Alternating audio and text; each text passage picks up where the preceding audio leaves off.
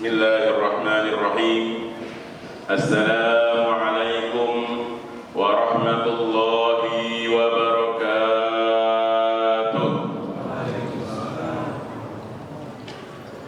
Alhamdulillahil qail fi muhkami tanzilih wa huwa asdaqul qailin.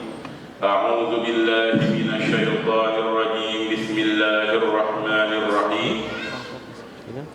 Ahasiban nasu an yutraku an yaqulu amanna wa hum la yuftanun. Asyhadu an la ilaha illallah wahdahu la syarika lah wa asyhadu anna sayyidana Muhammadan abduhu wa rasuluhu la nabiyya ba'dah. Allahumma salli ala sayyidina Muhammadin wa ala alihi wa sahbihi ajma'in, amma ba'd. Hadirin dan hadirat rahimahumullah, jamaah salat tarawih Masjid Al-Ikhlas yang dimuliakan oleh Allah Subhanahu wa ta'ala. Amin ya rabbal alamin. Pada malam hari ini kita masuk ke malam 29. Besok sudah ada sidang isbat ya, untuk penentuan hari raya Idul Fitri 1 Syawal. Mudah-mudahan di akhir Ramadan ini kita tambah istiqomah. Apalagi di malam 29 akhir Ramadan, kita manfaatkan malam-malam terakhir Ramadan kita untuk ibadah dan kebaikan. Karena bisa jadi kita nggak tahu, bisa jadi ini adalah Ramadan terakhir kita. Mana kita tahu, dia nggak. Ada nggak yang yakin banget Ramadan tahun depan kita bakalan ketemu? Nggak ada. Makanya ada, bisa jadi kematian sang malaikatul maut akan menghampiri kita kapan saja. Kita nggak tahu kapan waktunya. Bisa jadi saya belakangan, Bapak Ibu duluan, atau Bapak Ibu duluan, saya belakangan. Kita nggak tahu waktunya. Kata jamaah ini, Ustaz bisa aja. Kalau megang mic mah bisa aja. Hadirin dan hadirat rahimahumullah. Ya, kita pengennya ketika kita wafat, nanti kita wafat dalam keadaan husnul khotimah. Amin ya rabbal alamin. Hadirin dan hadirat yang berbahagia, kehidupan manusia tidak berjalan lurus, tidak berjalan lurus, tidak berjalan lancar begitu saja. Kadang-kadang ada jalan yang berbelok, ada yang tanjakan, ada yang turunan, ada yang jalannya mulus, ada yang jalannya geradagan. Ada kita kadang berjalan di tempat yang kering, kadang kita harus berjalan di tempat yang basah dan licin, sehingga jalannya harus berhati-hati. Kehidupan manusia pasti penuh dengan tantangan, pasti penuh dengan ujian, pasti penuh dengan cobaan. Kalau ada yang ngeluh, kenapa kehidupan saya seperti ini, penuh dengan ujian, kapan enaknya? Ibaratnya hidup susah terus dari mulai lahir sampai nikah, sampai punya anak. Hidup kok kenapa banyak ujian terus? Ujian harta, ujian kesehatan, ujian keluarga. Ketahuilah bahwa begitulah kehidupan manusia. Memang Allah Subhanahu wa ta'ala menciptakan kematian dan kehidupan adalah sebagai ujian. Alladzi khalaqal mauta wal hayata liyabluwakum ayyukum ahsanu amala. Dialah Allah yang menciptakan kematian dan kehidupan untuk menguji siapa yang amalnya paling terbaik di antara kalian. Jadi kematian dan kehidupan diciptakan oleh Allah Subhanahu wa ta'ala sebagai ladang ujian keimanan bagi kita semua. Semuanya diuji.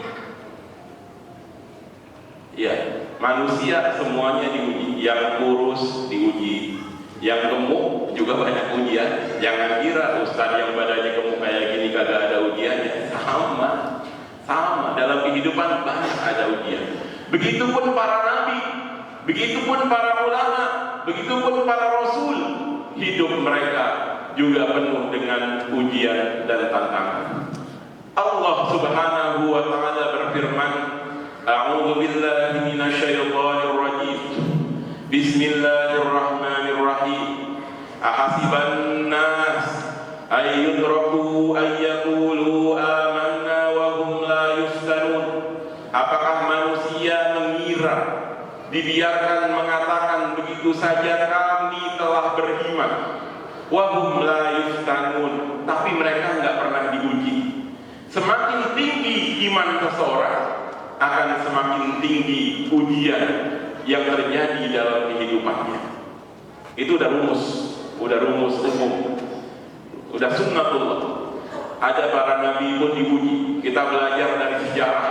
Ada nabi yang diuji dengan anak, dakwahnya 950 tahun, tapi anaknya ingkar, kagak mau ikut dakwah bapaknya, padahal bapaknya seorang nabi yang dakwahnya 950 tahun.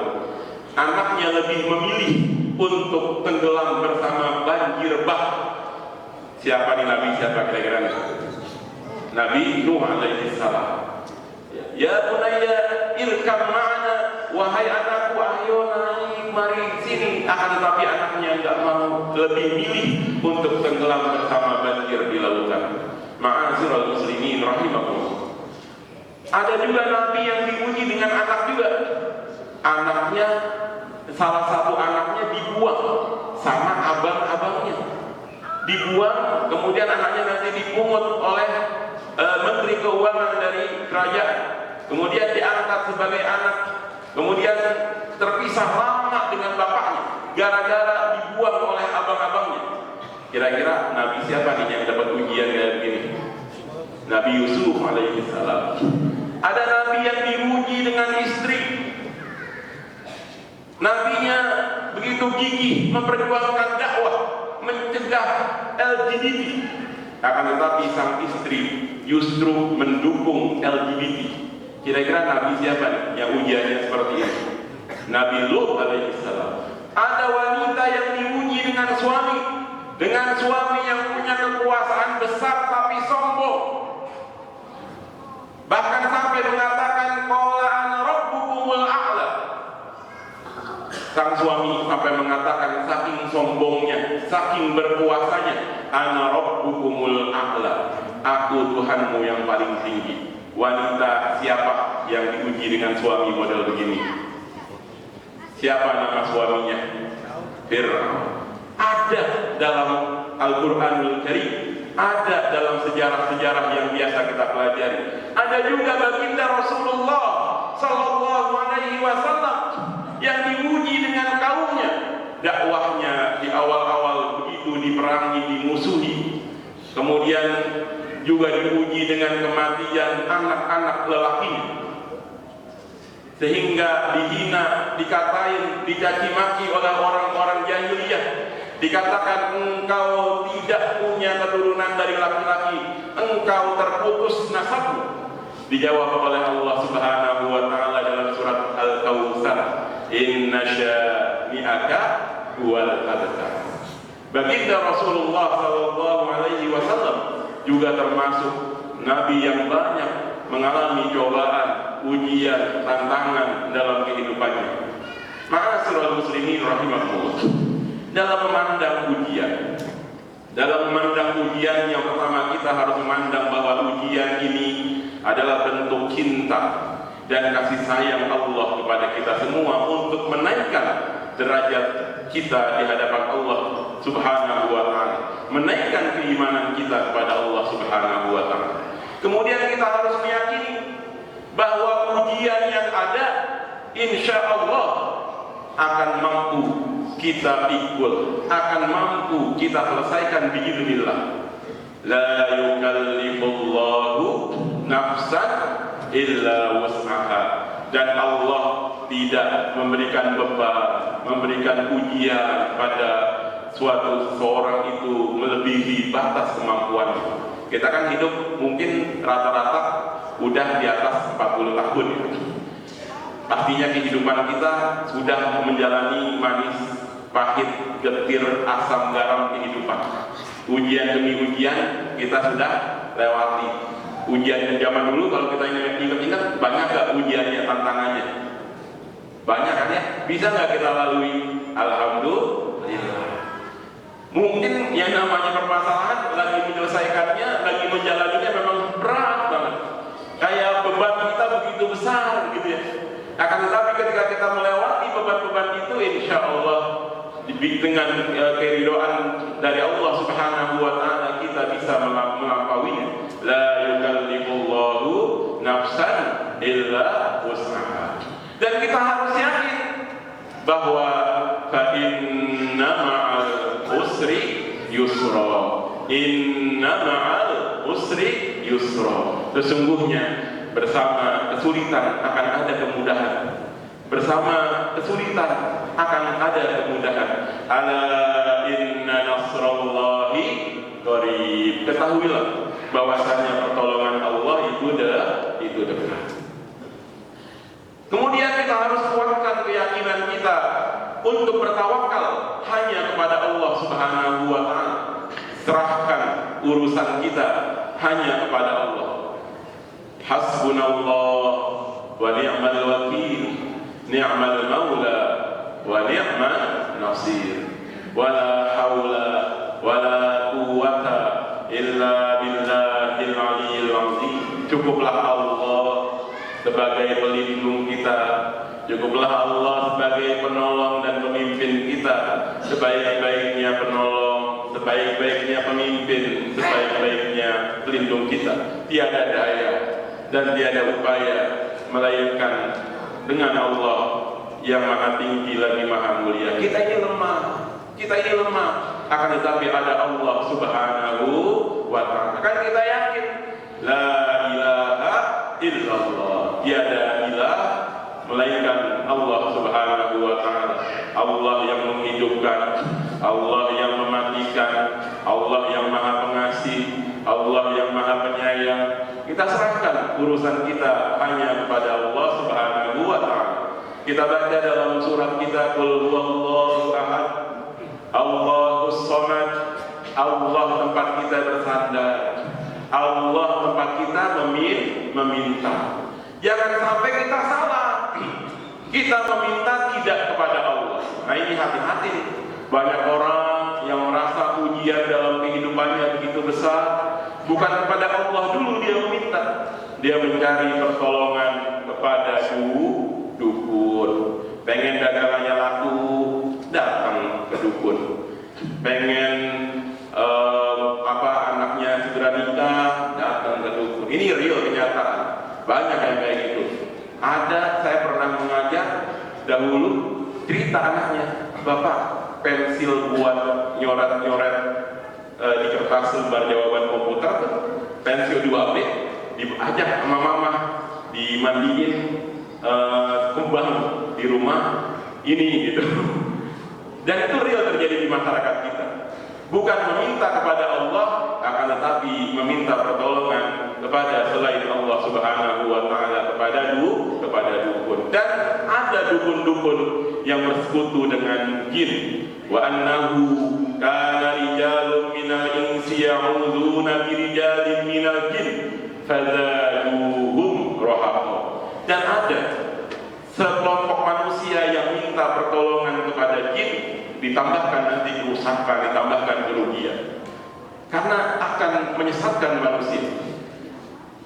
Ma'asyiral muslimin rahimakumullah. Bahkan kata baginda Rasulullah sallallahu alaihi wasallam, man ata kahinan aw khurrafan falam tuqbal salatuhu 40 lailah.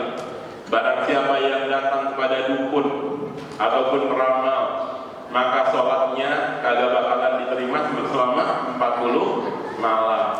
Zaman muda dulu kan kita kalau lihat, dulu kan kagak ada handphone ya Pak, yang ada koran ya. Kalau kita lihat koran, pertama yang kita lihat apa? Zodiak biasanya, ramalan bintang. Nah itu nggak boleh Pak. Sholat, kalau kita percaya dengan ramalan, maka sholatnya akan tidak diterima selama 40 malam. Lihat tanggal lahir, bulan Maret gitu. Kalau bulan Maret biasanya zodiaknya apa tuh Pak? Pisces gitu. Dilihat keuangan ngorak itu, asmara ditolak untuk yang ketiga kalinya. Biasanya kayak gitu zaman dulu. Dan itu zaman dahulu. Alhamdulillah, tapi anak-anak zaman sekarang udah nggak kenal tuh ramalan bintang. Ya mudah-mudahan terus Islam semakin kokoh, akidah anak-anak kita semakin kokoh, hanya percaya beriman kepada Allah Subhanahu wa Ta'ala. Kemudian bagaimana kalau percaya dengan apa yang diomongin dukun? Maka faqad kafara bima nuzila ala Muhammadin, maka sungguh dia telah kafir dengan apa yang diturunkan kepada baginda Rasulullah sallallahu alaihi wasallam. Hati-hati kita dengan praktek perdukunan yang masih ada di sekitar masyarakat kita. Ma'asyiral muslimin rahimakumullah. Kita serahkan hanya kepada Allah Subhanahu wa Ta'ala. Ketika kita ada permasalahan, langsung kita ngadep kepada Allah, kita berdoa, ud'uni astajib lakum, berdoalah kalian kepadaku, astajib lakum, maka akan aku kabulkan, wa idza sa'alaka ibadi anni fa inni qarib ujibu da'watad da'i idza da'ani falyastajibu li wal yu'minu bi la'allahum yarshudun. Tatkala hambaku bertanya tentang aku, katakan aku ini dekat. Aku menjawab doa hamba-hambaku. Kalau dia mau berdoa kepada aku, banyakin doanya, kencengin doa kita, sambil kita beristighfar. Karena bisa jadi permasalahan yang kita hadapi adalah karena banyaknya kemaksiatan yang kita lakukan. Wa ma asabaka min hasanatin fa minallah, apapun yang menimpa kamu dari kebaikan maka itu dari Allah. Wa ma asabaka min sayyi'atin fa min nafsik, apapun yang menimpa kamu dari keburukan bisa jadi itu dari dirimu sendiri. Bisa jadi permasalahan yang kita hadapi karena kita yang bikin, karena kita yang buat, karena kesalahan kita, mungkin karena kezaliman kita terhadap orang lain. Tegurannya berupa ujian dari Allah Subhanahu wa Ta'ala. Ada doa yang dibaca oleh Nabi Yunus alaihissalam tatkala dipuji oleh Allah masuk ke dalam perut ikan yang besar, ya. Diuji oleh Allah Subhanahu wa Ta'ala, ditelan oleh ikan yang besar.